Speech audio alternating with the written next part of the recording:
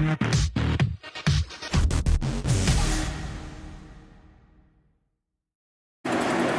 Dear students, आज अपन start करेंगे electric flux. Okay बच्चों, बहुत ही इंपॉर्टेंट टॉपिक है इलेक्ट्रिक फ्लक्स। इससे रिलेटेड अगला टॉपिक रहेगा गॉस थ्योरम, और गॉस थ्योरम को फिनिश करते करते ये यूनिट खत्म हो जाएगा। ठीक है, फर्स्ट यूनिट। तो बच्चों बहुत इंपॉर्टेंट टॉपिक की तरफ मूव कर रहे हैं हम इस यूनिट के, जो कि बोर्ड के लिए भी इंपॉर्टेंट है और कॉम्पिटिशन के लिए भी इंपॉर्टेंट है, इलेक्ट्रिक फ्लक्स। ठीक है बच्चों, ध्यान देना, समझाता हूँ मैं आपको। इलेक्ट्रिक फ्लक्स, इलेक्ट्रिक फ्लक्स, सबसे पहले ये समझो बच्चों फ्लक्स क्या होता है। फ्लक्स का मतलब आप समझिए फ्लो, किसी चीज का फ्लो, किसी चीज का फ्लो। ठीक है ना, जैसे ये एक एरिया है, ठीक है, यहां से फ्लो कर गई एयर, एयर फ्लो कर गई इस एरिया से, तो अपन कहेंगे एयर फ्लो। ठीक है, इस एरिया से वाटर फ्लो कर गया तो अपन क्या कहेंगे, वाटर फ्लो या वाटर फ्लक्स। एयर फ्लक्स, ये कौन सा फ्लक्स, एयर फ्लो कर गई किसी पर्टिकुलर एरिया से, इस एरिया से, तो अपन कहेंगे एयर फ्लक्स।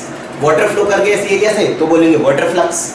ठीक है, इस एरिया से अगर इलेक्ट्रिक फील्ड लाइंस फ्लो कर गई तो अपन कहेंगे इलेक्ट्रिक फ्लक्स। इस पर्टिकुलर एरिया से अगर मैग्नेटिक फील्ड लाइंस फ्लो कर गई, मैग्नेटिक फील्ड लाइंस, तो अपन बोलेंगे मैग्नेटिक फ्लक्स। ठीक है, तो फ्लक्स का मतलब होता है फ्लो करना। Electric flux electric field lines का फ्लो करना, magnetic flux magnetic field lines का फ्लो करना। अब यहाँ पे सबसे इंपॉर्टेंट बात क्या है बच्चों, सबसे पहले इलेक्ट्रिक फ्लक्स पढ़ने के पहले हमें यहाँ पता होना चाहिए कि एरिया को हम यहाँ पे लेंगे वेक्टर क्वांटिटी। क्या लेंगे, एरिया को वेक्टर क्वांटिटी लेंगे। जैसे ये एरिया है बच्चों, ये एरिया, जैसे ये बोर्ड है, यहाँ पे एरिया को अपन क्या लेंगे बच्चों, वेक्टर क्वांटिटी लेंगे। ये व्हाइट बोर्ड है, ये एरिया है। ठीक है, एरिया की डायरेक्शन क्या होती है, नॉर्मली आउटवर्ड। तो इस एरिया की डायरेक्शन नॉर्मली आउटवर्ड यानी आपकी तरफ होगी, डायरेक्शन आपकी तरफ होगी। ये इसकी एरिया वेक्टर आपकी तरफ है, ये आ रहा है। ठीक है, और समझाओ मैं कि डायरेक्शन कैसे लेते हैं सरफेस की। ये देखो मेरे पास कैडबरी की शॉर्ट्स का पैकेट है, खाई होगी सभी ने। ठीक है, फिर अभी ध्यान खाने पे नहीं, अभी ध्यान समझने पे देना। ठीक है ना, देखो बच्चों, जैसे ये कितने सरफेस हैं, ये क्यूबॉइड है, कितने सरफेस, 6 सरफेस, 6 फेसेस, सबका एरिया वेक्टर लिया जाएगा। यहाँ पे क्या डायरेक्शन होगी वही बताना चाह रहा हूँ मैं। इलेक्ट्रिक फ्लक्स के पहले हमें क्या मानना है, एरिया वेक्टर क्वांटिटी है, एरिया वेक्टर है तो उसकी डायरेक्शन क्या होगी। देखो बच्चों, एरिया की डायरेक्शन नॉर्मली आउटवर्ड, इस एरिया की डायरेक्शन आपकी तरफ, इस एरिया की डायरेक्शन जो इधर है ये इधर हो गई, इसकी डायरेक्शन पीछे की तरफ, ऊपर वाले की ऊपर की तरफ, नीचे वाले की नीचे की तरफ, लेफ्ट वाले की लेफ्ट साइड, नीचे वाले की नीचे साइड और फ्रंट वाले की आपकी साइड। तो सभी फेसेस की डायरेक्शन क्या लेंगे, नॉर्मली आउटवर्ड। कोई भी अब आपके सामने सरफेस आएगा, कोई भी सरफेस एरिया आएगा तो उसकी डायरेक्शन क्या लेना है बच्चों, नॉर्मली आउटवर्ड लेना है, नॉर्मली आउटवर्ड लेना है। ओके, देखो यहाँ पे इलेक्ट्रिक फ्लक्स होता क्या है बच्चों, हम लिख सकते हैं टोटल नंबर ऑफ, डेफिनेशन बता रहा हूँ इलेक्ट्रिक फ्लक्स की, total number of electric field lines, total number of electric field lines passing normally, passing normally, normally का मतलब perpendicular to any surface is called electric flux through that surface। ठीक बच्चों, क्या बोला गया, total number of electric field lines passing normally through any surface is called electric flux through that surface. किसी भी surface से नॉर्मली जाने वाली फील्ड लाइंस की संख्या। नॉर्मली का मतलब क्या समझ रहे हो, जैसे बिल्कुल देखो ये है मेरे पास, ये शीट है, ठीक है, ये शीट है, मैं ऐसा रख देता हूँ। अब यहाँ से कोई चीज़ ऐसे आ रही है इसके परपेंडिकुलर, इलेक्ट्रिक फील्ड लाइंस अगर इसके परपेंडिकुलर आई तो पूरी पूरी इलेक्ट्रिक फील्ड लाइंस इससे निकल जाएगी, तो वो पूरी पूरी क्या बनाएंगे, इलेक्ट्रिक फ्लक्स। मान लो 10 फील्ड लाइंस निकली इस सरफेस से तो फ्लक्स कितना हो गया 10, 20 फील्ड लाइंस निकली तो कितना हो गया 20, 30 इलेक्ट्रिक फील्ड लाइंस निकली तो फ्लक्स कितना हो गया 30। तो इलेक्ट्रिक फील्ड लाइंस का, जितनी इलेक्ट्रिक फील्ड लाइन जाती है इस सरफेस से, बट कैसी जानी चाहिए, 90 डिग्री पे, सरफेस से 90 डिग्री पे, सरफेस से 90 डिग्री पे। तो बच्चों 90 डिग्री पे जितनी भी फील्ड लाइन जाएंगी इस सरफेस के अंदर से ऐसे, वो क्या बनाएंगी, इलेक्ट्रिक फ्लक्स। ठीक है, सरफेस से 90 डिग्री पे। तो बच्चों ये सब क्या है, सरफेस से 90 डिग्री, सरफेस से 90 डिग्री, सरफेस से 90 डिग्री, सरफेस से 90 डिग्री। अभी मैंने क्या बताया कि देखो सरफेस और एरिया वेक्टर दोनों थोड़े से अलग है यहाँ पे। जैसे ये मैंने लिया बच्चों सर्कल, इसका फेस उधर है, तो इसका एरिया वेक्टर कहाँ हो गया, इधर हो गया बच्चों, एरिया वेक्टर इधर हो गया। सरफेस ये रहा, सरफेस ये है, एरिया वेक्टर ये रहा। तो इससे फील्ड लाइन जा रही है, देखिए मान लीजिए 4 फील्ड लाइन्स है। तो फ्लक्स कितना हो गया, इलेक्ट्रिक फ्लक्स। इलेक्ट्रिक फ्लक्स का नोटेशन होता है फाई और नीचे लिखते हैं फाई ई, इलेक्ट्रिक फ्लक्स।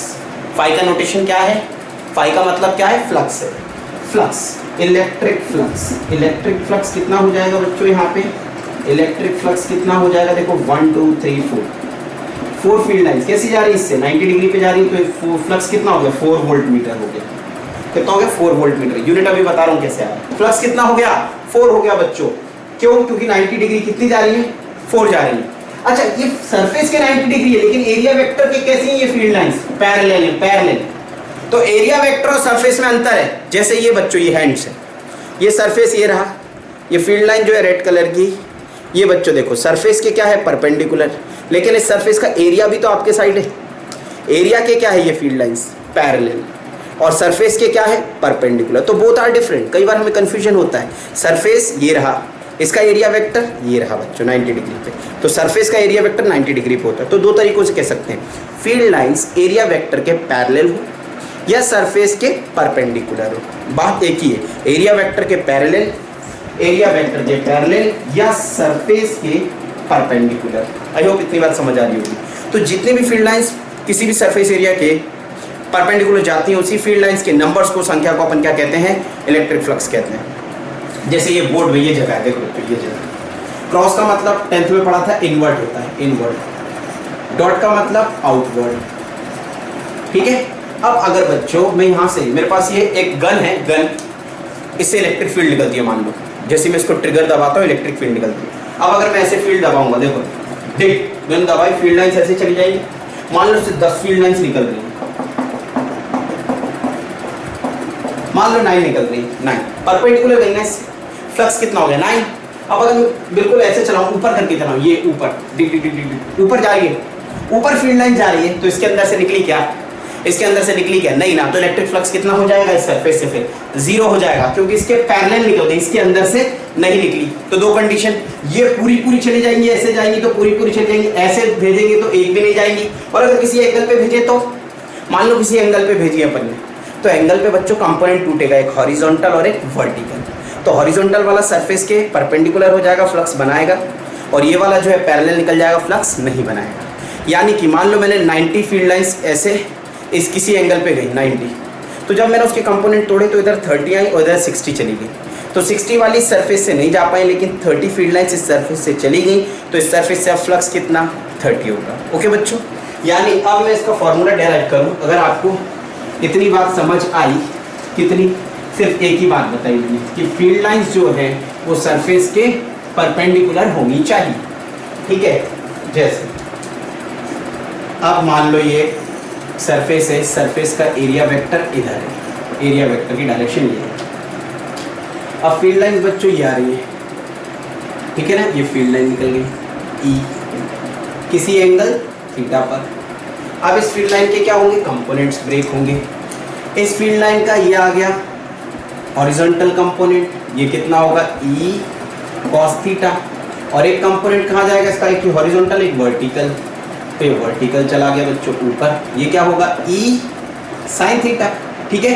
तो फ्लक्स जो है बच्चों, फ्लक्स जो है इस कंपोनेंट के कारण फ्लक्स है, क्योंकि इस सरफेस के परपेंडिकुलर जा रहा है। इस कंपोनेंट के कारण फ्लक्स नहीं है। क्यों नहीं है, देखो बच्चों समझना मेरी बात। ये है सरफेस, ये फील्ड लाइंस आ रही है किसी एंगल पे, ये एंगल पे, तो एक वर्टिकल कंपोनेंट है, तो इसके अंदर गए कहाँ, गए ही नहीं ना।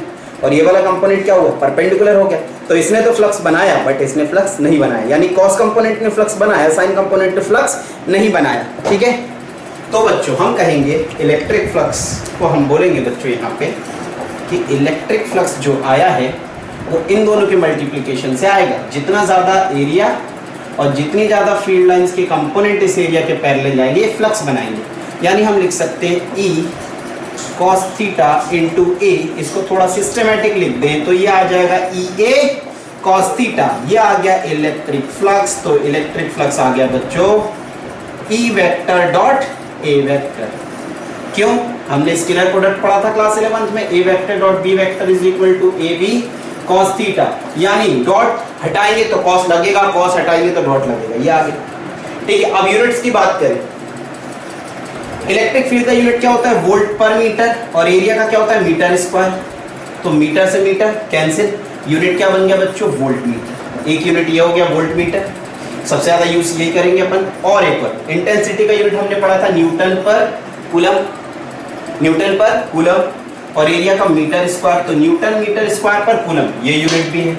अब बात करें बच्चों डायमेंशनल फॉर्मूले की, डायमेंशनल फॉर्मूला, तो डायमेंशनल फॉर्मूला अपन बनाए बच्चों, तो न्यूटन का डायमेंशनल फॉर्मूला क्या होगा, न्यूटन यानी फोर्स mlt -2, मीटर स्क्वायर मतलब L2, और कूलम मतलब चार्ज यानी 80, तो ये कितना आ गया, ये आ जाएगा बच्चों mlt -3 ml3 t -3 a-1। ठीक बच्चों, ये आ गया डायमेंशनल फॉर्मूला। ठीक, यहां तक कोई दिक्कत? चलिए, कैसी क्वांटिटी होगी भाई, डॉट प्रोडक्ट कैसी क्वांटिटी होती थी, स्केलर ना, तो फ्लक्स भी क्या है, स्केलर क्वांटिटी हो गई। ठीक, तो फ्लक्स कैसी क्वांटिटी है बच्चों, यही लिख देता हूं, ये स्केलर। ठीक है, अब हम बात करें फ्लक्स जो है, इलेक्ट्रिक फ्लक्स मैक्सिमम कितना होगा और कब होगा। मैक्सिमम होगा बच्चों कब, जब कॉस की वैल्यू मैक्सिमम हो। कॉस की वैल्यू मैक्सिमम कब होती है, 0 डिग्री पे और 180 डिग्री पे। तो फ्लक्स मैक्सिमम कितना होगा, प्लस माइनस EA। कब, जब देखिए ये एरिया वेक्टर इधर है और फील्ड लाइन भी इधर ही है, तो थीटा कितना हो गया, 0 डिग्री। थीटा 0 मतलब कॉस 0 डिग्री प्लस 1 आएगा, तो फ्लक्स मैक्सिमम हो जाएगा कितना, प्लस EA। ठीक है, अब बच्चों देखिए, अब मान लीजिए एरिया इधर है और फील्ड लाइन इधर है, तो थीटा कितना हो गया बच्चों, 180 डिग्री हो गया। कॉस 180 डिग्री कितना हो गया, -1 हो गया, तो फ्लक्स कितना आ जाएगा, -EA। तो ये भी फ्लक्स मैक्सिमम, ये भी फ्लक्स मैक्सिमम। तो मैक्सिमम फ्लक्स कब, जब थीटा क्या हो, या तो 0 डिग्री हो या 180 डिग्री हो बच्चों। ठीक, अब फ्लक्स मिनिमम कब होगा, यानी कोई भी फ्लक्स ना जाए, कोई भी फ्लक्स ना जाए, मिनिमम फ्लक्स होता है बच्चों 0। कब होगा ये 0, देखिए इलेक्ट्रिक फील्ड इधर है, सॉरी एरिया वेक्टर ये रहा, और फील्ड लाइंस इसके पैरेलल चली जाए, किसके पैरेलल, सरफेस के पैरेलल, और एरिया वेक्टर के परपेंडिकुलर। जब अपन फॉर्मूले में बात करते हैं तो ये हमेशा फील्ड लाइन का एंगल किससे लिया जाता है, एरिया वेक्टर से। बोलचाल में सरफेस बोल रहे हैं, लेकिन ये न्यूमेरिकली किससे लिया जाता है, एरिया से लिया जाता है। ठीक है स्टूडेंट्स, चलिए, तो इलेक्ट्रिक फ्लक्स मिनिमम कितना होगा, 0। कब, जब फील्ड लाइन पैरेलल चली जाएगी। कहने का मतलब है ये सरफेस है, फील्ड लाइन से ऐसे निकल गई है, तो इसके अंदर से तो निकली नहीं ना फील्ड लाइंस, ऐसे निकल गई, इसका एरिया इधर है और फील्ड लाइंस ऊपर चली गई, तो सरफेस के पैरेलल निकल गई और एरिया वेक्टर के परपेंडिकुलर निकल गई। ठीक है ना बच्चों, तो ये मिनिमम फ्लक्स कितना, 0 हो गया। फ्लक्स कैसी क्वांटिटी है बच्चों, फ्लक्स है scalar quantity, but possess sense of direction. लेकिन बच्चों ऐसा लगता है कि इसकी डायरेक्शन है, जैसे करंट पढ़ते थे 10th में, भाई ऊपर वाली सर्किट में इतना करंट, ये 2 एम्पियर आया, ये 1 एम्पियर इधर, 1 एम्पियर करंट। हम एरो भी बनाते थे और नंबर भी लिखते थे, मैग्नीट्यूड और डायरेक्शन दोनों बनाते थे, बट वो स्केलर क्वांटिटी थी। उसी तरीके से फ्लक्स में ऐसा हमें लगता है कि डायरेक्शन है, ठीक है ना, बट उसमें डायरेक्शन नहीं है, scalar quantity but possess sense of direction. कैसे सेंस ऑफ डायरेक्शन, देखो कैसे, मान लो ये क्यूब है, ये एक क्यूब है, ठीक, ये क्यूब बच्चों, अब ये क्यूब है, इस वाले पीछे वाले फेस का एरिया वेक्टर इधर होगा और आगे वाले फेस का एरिया वेक्टर इधर होगा। अब फील्ड लाइंस मान लीजिए इस तरीके से निकल गई, तो यहाँ पे थीटा कितना हो गया, 0 डिग्री, तो यहाँ पे फ्लक्स क्या आएगा, पॉजिटिव। यहाँ पे थीटा कितना हो गया बच्चों, 180 डिग्री, तो यहाँ पे फ्लक्स क्या आएगा, नेगेटिव।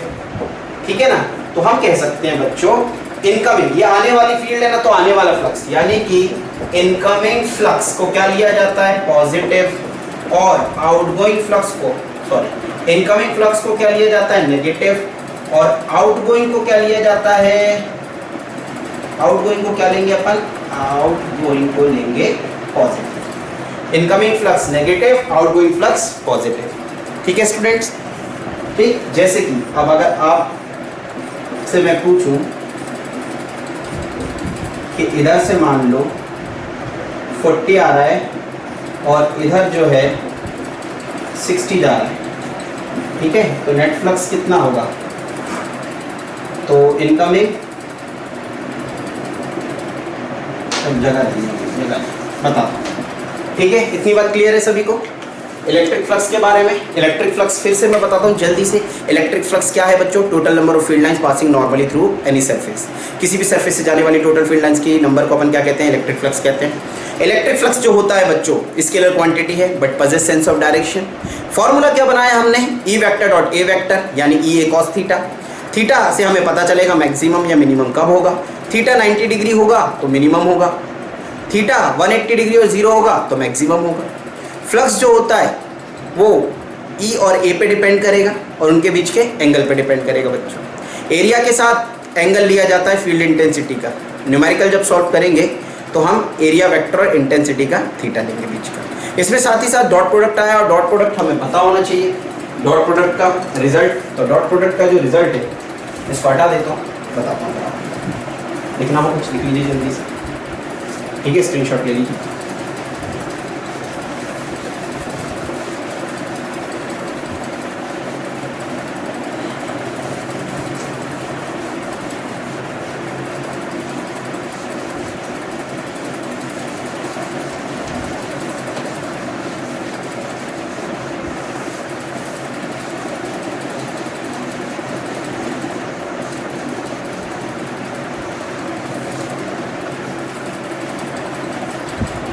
देखो स्टूडेंट्स, अभी हमने पढ़ा इलेक्ट्रिक फ्लक्स कितना? ई ए कॉस थीटा। और साथ ही साथ हमने पढ़ा कि इसको ई वेक्टर डॉट ए वेक्टर भी लिख सकते हैं। तो डॉट प्रोडक्ट, ठीक है ना, कॉस की वैल्यू पता होनी चाहिए पूरी, तो मैं यहाँ लिख देता हूँ कॉस 0 डिग्री कितना होता है? 1, cos 30 degree √3/2, cos 45 degree 1/√2, cos 60 degree 1/2, cos 90 degree 0, cos 120 degree -1/2 और cos 180 डिग्री -1। ठीक है स्टूडेंट्स, ठीक है, ये एंगल्स पूरे पता होने चाहिए हमें। अब आई बात डॉट प्रोडक्ट की, तो डॉट प्रोडक्ट में हमें ये पता है कि I dot I, J dot J, के डॉट के कितना होता है? 1 होता है बच्चों। I dot J, J dot के एंड के डॉट आई ये कितना होता है? 0 होता है। तो खुद का खुद से डॉट करें तो 1 आता है। I dot I, J dot J, के डॉट के 1। आई का जे से करें, जे का के से करें, के का आई से करें तो ये 0 आता है। ये हमने 11th क्लास में पढ़ा है, जिसने नहीं पढ़ा मैं लेक्चर 11 का भेज दूंगा, वो भी देख लीजिएगा। ओके बच्चों, चल इसके बाद अब हम न्यूमेरिकल्स करना स्टार्ट करते हैं। ठीक, चलिए क्वेश्चन करते हैं, आप मुझे आंसर बताते जाइएगा। ठीक है, अब आप पहला क्वेश्चन ये मैं बताता हूँ, आप लोग भी दिमाग लगाइएगा इसमें। क्वेश्चन नंबर 1 क्वेश्चन है find order of electric flux. Electric flux का ऑर्डर बताना है, आइदर इंक्रीजिंग ऑर्डर और डिक्रीजिंग ऑर्डर में जमाना है। ठीक है, ये फील्ड लाइन है स्टूडेंट्स, ये फील्ड लाइंस, ठीक है, ये सरफेस रखे हुए हैं 3, एक ये रखा हुआ है, ठीक है, ये एक रखा हुआ है और एक किसी एंगल, ठीक है। तो ये इलेक्ट्रिक फील्ड है, ये फर्स्ट, ये सेकंड, ये थर्ड। तो ऑर्डर क्या होगा फ्लक्स का? भाई जिससे ज़्यादा नंबर ऑफ फील्ड लाइन जा पाएंगे उसमें फ्लक्स ज़्यादा होगा। ठीक है, फ्लक्स का क्या बताया था हमने पंडा? Total number of field lines passing normally. ठीक है, तो बच्चों इससे तो बिल्कुल फ्लक्स नहीं जाएगा 0, इससे कुछ जाएगा और इससे सबसे ज़्यादा जाएगा। तो सबसे ज़्यादा फर्स्ट में, उससे कम थर्ड में और सबसे कम सेकंड में है बच्चों। सेकंड से 0 फ्लक्स जाएगा। ठीक है, चलिए क्वेश्चन नंबर 2। अब मान लीजिए ये एक डिस्क है, डिस्क, इसका एरिया वेक्टर इधर है, ये एरिया मैंने आपको दे दिया 2 मीटर स्क्वायर और इससे जो फील्ड लाइन्स है बच्चों ये जा रही है 40 वोल्ट मीटर कितने एंगल पे, ये 60 डिग्री पे मान। तो आपको निकालना है इलेक्ट्रिक फ्लक्स कितना होगा। तो ये cos थीटा बताया था पढ़ना, ठीक है। तो ये हो जाएगा E A cos 60, E कितना। अच्छा एक बात ध्यान रखें, हमेशा ये जो फील्ड लाइन का एंगल किससे लेना है, एरिया से लेना है, सरफेस से नहीं लेना। मान लो ये वाला एंगल दे दिया 30, तो हम 90 माइनस 30 करके 60 निकालेंगे। कई प्रॉब्लम्स आएंगे, अभी मैं दे दूंगा, फिर भी बच्चे गलती कर देंगे बताने के बाद, ठीक है। ध्यान रहे, ये एंगल जो होता है इलेक्ट्रिक फील्ड लाइंस का किससे होता है, एरिया से होता है। फाइन, चलिए E A cos theta, E कितना 40, A कितना 2, cos 60 1/2, तो ये आ गया 40 वोल्ट मीटर इलेक्ट्रिक फ्लक्स। ठीक है स्टूडेंट्स, ये आ गया। ठीक, अब क्वेश्चन नंबर 3। क्वेश्चन नंबर 3 में ये बच्चों रेडियस दिया गया है 1/√π मीटर। ओके, इलेक्ट्रिक फील्ड दिया गया है 20 वोल्ट मीटर, थीटा दिया गया है 60 डिग्री। इलेक्ट्रिक फ्लक्स निकालना है, तो इलेक्ट्रिक फ्लक्स होगा E A cos 60 degree, E कितना 20, एरिया कितना पाई आर स्क्वायर cos 60 1/2। ठीक है, अब बच्चों 20 पाई आर का स्क्वायर, तो 1/√, पाई का क्या कर देंगे स्क्वायर, ये आ गया 1/2,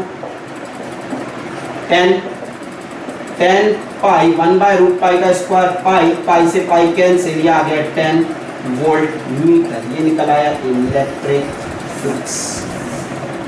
आई होप समझ आ रहा होगा सभी को, विजिबल है। ठीक है बच्चों, देख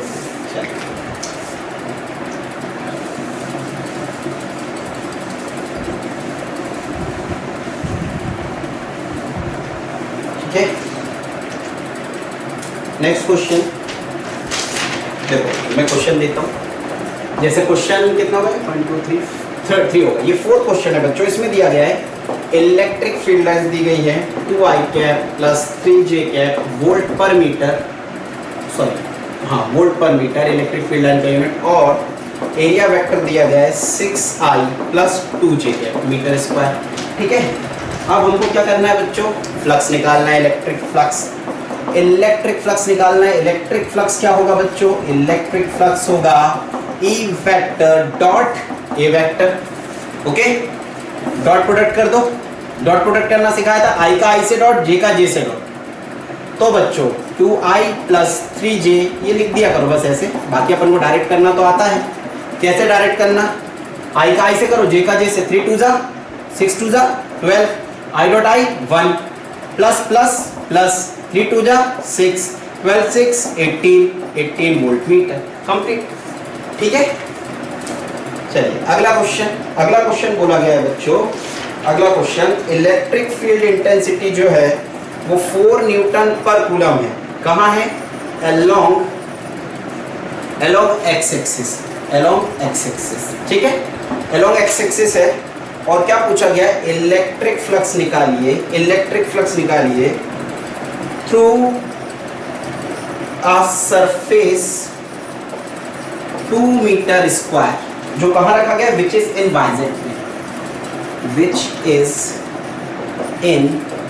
YZ प्लेन। ठीक बच्चों, तब तक आप क्वेश्चन पढ़िए, मैं ये हटा देता हूं।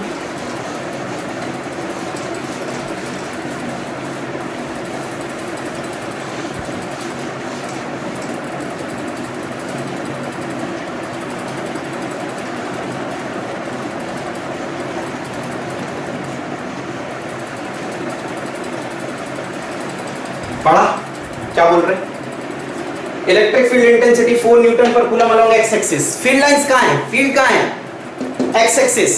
बच्चों आपको सबको बता दिया है, एक्स एक्सिस के लिए अपन क्या लेते हैं, vector i cap, Y axis के लिए क्या लेते हैं, j कैप, और आपकी तरफ ये z एक्सिस है, तो इस तरफ क्या लेते हैं, k कैप लेते हैं। ठीक है, चलिए अब सॉल्यूशन अपन देखें बच्चों, तो सॉल्यूशन में अपन बोल सकते हैं इलेक्ट्रिक फील्ड इंटेंसिटी कितनी, 4 एक्स एक्सिस के अलोंग है, यानी कि I कैप।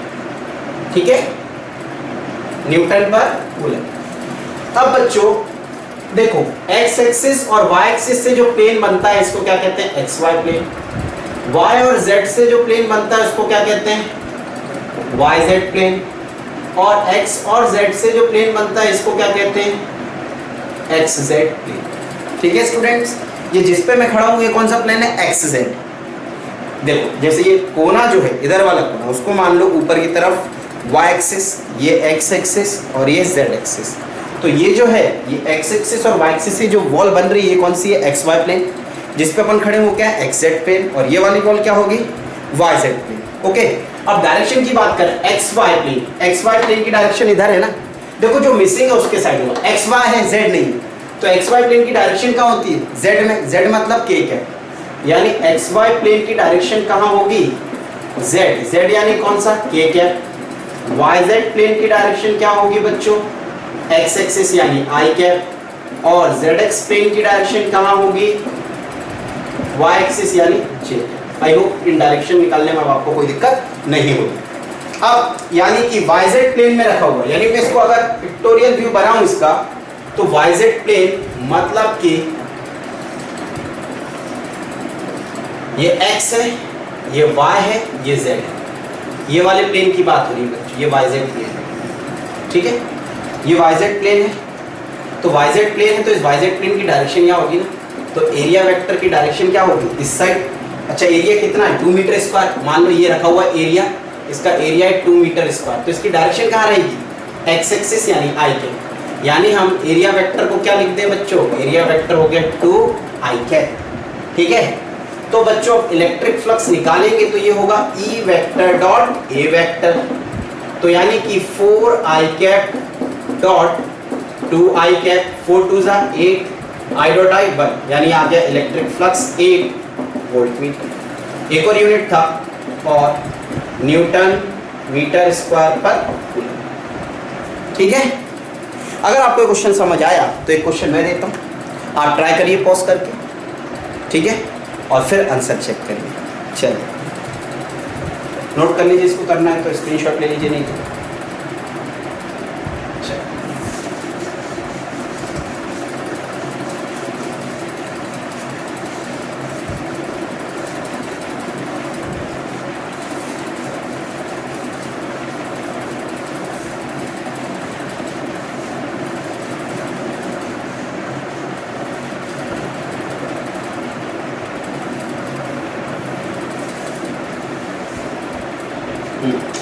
चलो स्टूडेंट नेक्स्ट क्वेश्चन जो है वो बहुत ही अच्छा, आप सभी ट्राई करिएगा। नेक्स्ट क्वेश्चन में बोला गया है इलेक्ट्रिक फील्ड दी गई है बच्चों 3i cap plus 2j cap plus 5k cap. Okay, और दिया गया है find electric flux through 10 metre square area if it is kept in number 1 xy plane, अगर इस एरिया को कहाँ रखा जाए, xy प्लेन में, फिर yz प्लेन में, और फिर zx प्लेन में, तो हमें फ्लक्स निकालना है बच्चों। ठीक है, तो सबसे पहले हमें डायरेक्शन पता होनी चाहिए एरिया वेक्टर की। जब आप xy प्लेन में रख रहे हो, xy मतलब ये x एक्सिस और ये y एक्सिस, तो ये xy प्लेन है, ये रखा हुआ एरिया की डायरेक्शन क्या होगी, आपके साइड x है, y है, क्या नहीं है, z, तो डायरेक्शन z हो गई, z मतलब k कैप, यानी कि पहले में एरिया वेक्टर की डायरेक्शन क्या लेंगे, 10 k कैप। दूसरे में y है, z नहीं है, क्या नहीं है, x, तो डायरेक्शन क्या हो जाएगी दूसरे में एरिया वेक्टर की, x यानी 10 i कैप। zx, z है, x नहीं है, क्या नहीं है, z है, x है, क्या नहीं है, y की नहीं क्या डायरेक्शन होती है, 10j। आप बनाकर भी देख सकते हैं, जैसे इसमें yz, ये y और ये आपकी तरफ z, ठीक है ना, ये y और ये z, तो yz प्लेन मतलब ये, इसकी डायरेक्शन इधर हो जाएगी x एक्सिस की तरफ, यानी i कैप, और zx प्लेन, zx मतलब ये z है, ये x है, तो zx में रख दिया एरिया, तो इसकी डायरेक्शन ऊपर हो जाएगी, यानी नीचे है। आई होप डायरेक्शन में कोई दिक्कत नहीं होगी। ठीक है, चलिए तो एरिया वेक्टर की डायरेक्शन तीनों में पता चल गई हमें। तीनों में पहले में 10 k कैप आई है, दूसरे में 10 i कैप आई है, तीसरे में 10 j कैप आई है। अब हमें चाहिए फ्लक्स, तो फर्स्ट वाले का फ्लक्स, इसका flux E vector dot A vector होगा 3i cap plus 2j cap plus 5k cap dot 10k cap. तो आप तो ऐसा करो ना यार, k का k से करो, बाकी k का किसी से होगा ही नहीं। k का j से 0, k का i से डॉट 0, तो k का k से कर दो, 5 10 50 वोल्ट मीटर। यानी कि बच्चों k का k से होगा, i का i से होगा और j का j से होगा। तो सेकंड का अगर आपका दिमाग चल रहा है डायरेक्ट, तो बताओ जरा मुझे कितना होगा। 10 i कैप है, i का i से कर दो, 10 3 जा 30। और स्कूल में पूरा लिखना है स्टेप वगैरह, ठीक है ना। और थर्ड वाले में क्या हो जाएगा बच्चों, j कैप, तो j का j से 10 2 जा 20, तो ये आ जाएगा 20 वोल्ट। कोई दिक्कत तो नहीं। चलिए अगला क्वेश्चन जो है बच्चों ये रहा। इसमें बोला गया है एक सरफेस है, ये रहा सरफेस,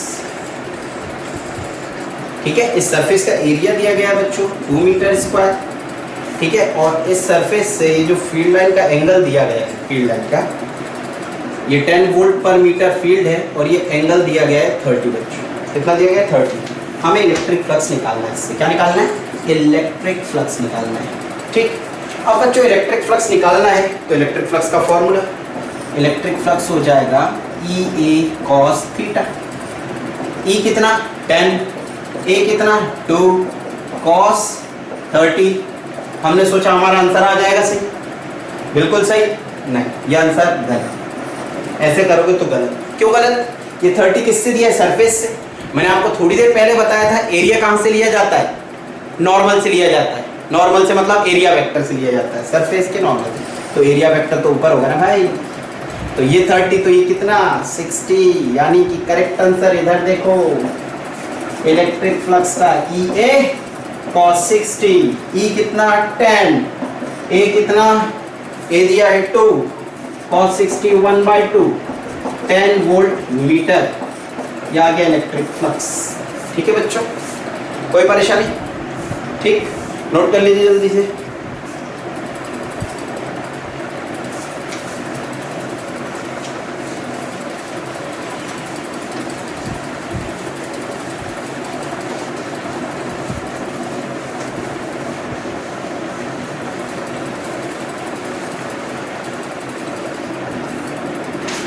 बाकी अगला क्वेश्चन आपके लिए है। क्वेश्चन पहले मैं बता देता हूं, ये इसके लिए बताना है, फर्स्ट के लिए ट्रू होगा या फॉल्स होगा, ठीक है बच्चों। Electric flux is scalar so can never be negative, ठीक है। आंसर आपको बताना है, ट्रू एंड फॉल्स भेज दीजिएगा मुझे। अब क्या बोला है, fill in the blanks. Fill in the blanks में बोला है 2 units of electric flux is dash and dash, ठीक है। बताइए जरा इसका। Third, dimensional formula of electric flux is equal to कितना। इसके बाद अगला क्वेश्चन, E वेक्टर दिया है 2i cap plus 4j cap, ठीक है, वोल्ट पर मीटर। एरिया वेक्टर दिया गया है 3i minus 4j cap metre square. Electric flux निकालना है। अगला क्वेश्चन बोला है बच्चों, E वेक्टर दिया गया है 2i cap plus 3j cap minus 2k cap newton पर कूलम। और एरिया वेक्टर दिया गया है minus 3i cap plus 4j cap plus ck cap metre square. इसका अगला क्वेश्चन, इसमें क्या पूछा गया है, इसमें बोला गया है if electric flux is equal to 0 तो c की वैल्यू क्या होगी ये बताना है। तो इन दोनों का डॉट करो और डॉट को क्या लिख दो, 0। जब डॉट 0 लिख दोगे तो इनका डॉट प्रोडक्ट सॉल्व करके आप c की वैल्यू मुझे भेजिएगा, ठीक है। अगला क्वेश्चन बिल्कुल इसी तरीके से, ये पहली बेसिक क्लास है बच्चों फ्लक्स की। अब अगली क्लास में अपन इसको थोड़ा और एडवांस लेवल पे लेके जाएंगे, और आगे की क्लास में और advance level. 2i cap plus 4j cap plus 2k cap newton पर कूलम, और एरिया वेक्टर दिया गया है 3i cap minus 4j cap plus c cap metre square. इसमें भी हमें c की वैल्यू बताइए if electric flux is equal to 0। ठीक है, चलो एक इस टाइप का मैं कर देता हूं, ठीक है ना, ये वाला मैं कर देता हूं। उसमें क्या बोला, इलेक्ट्रिक फ्लक्स क्या है 0, तो इलेक्ट्रिक फ्लक्स 0 मतलब E vector dot A vector is equal to 0। Dot करो, डायरेक्ट यही मल्टीप्लाई कर दे, I डॉट I तो 1 होगा, J डॉट J भी 1 होगा, K डॉट K भी 1 होगा, सिर्फ आप नंबर्स को मल्टीप्लाई करो। 2 into -3 -6 plus plus plus 3 4 12 minus plus minus 2 into C 2C is equal to 0 -6 plus 12 plus 6 minus 2C is equal to 0 minus 2C is equal to -6 तो C is equal to 3। ठीक है, तो C की value कितनी आ गई, 3 आ गई बच्चों। तो इस तरीके से ये किया, ये आप सॉल्व करिएगा, ये सब सॉल्व करके मुझे भेजिएगा ताकि मैं समझ जाऊँ, आप सब सीख लें। बाकी सब जिसने लाइव क्लास अटेंड की थी उसको कोई दिक्कत नहीं होगी, उनके लिए बनाया है, जिसने ये क्लास छोड़ दी थी पहली वाली। ठीक है, ओके बच्चों, आगे की क्लास लाइव क्लास लूँगा मैं आज, ठीक।